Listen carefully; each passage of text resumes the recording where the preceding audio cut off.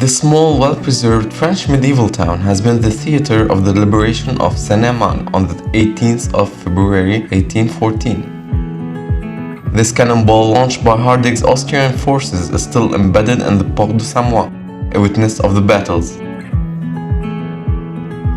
Fast forward to a year later, Napoleon himself spent the night in this building while going back to Paris after his escape from his first exile in Elbe.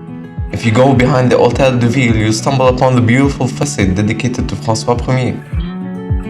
This architecture fantasy dates from 1527 and is decorated with alternately representing flowers and scenes from the labors of Hercules.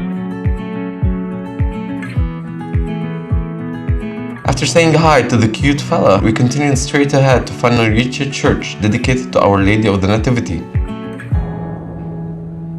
Can you imagine that the construction of this edifice lasted for 2 centuries? The apse without an ambulatory, the choir, and the transept built in the 13th century on 3 levels are inspired by the Notre Dame de Paris. The nave was built in the 14th century. The last bay, the facade, and the 15th century portal are in the flamboyant Gothic style. A richly decorated bell tower was then added to the north face of the choir.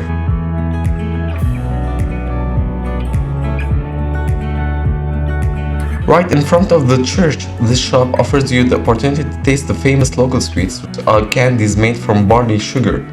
The taste is rich and smooth.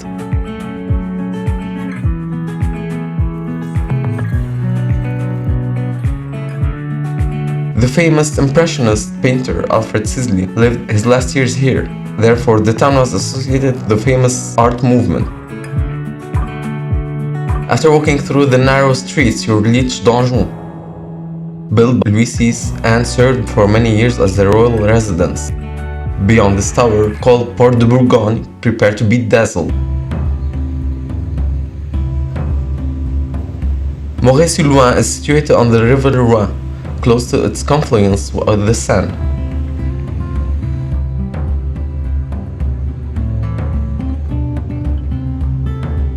The stone bridge we cross here has been presented in several Sisley artworks. When you look around, you'll know why it attracted his attention as well as many photography amateurs.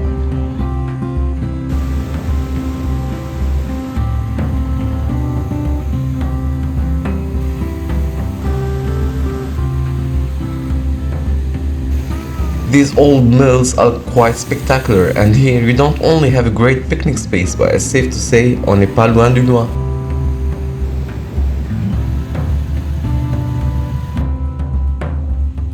Once the rain settled, we were able to visit Pont-Loup Priory, a Romanesque church that was heavily damaged during the 14th century wars.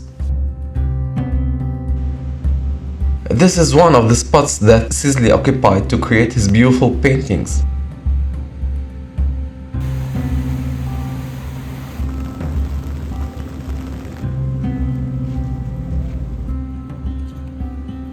And to stay in the painting atmosphere, we ended our visit at the tourist office, where an exhibition dedicated to Maurice Martin was held.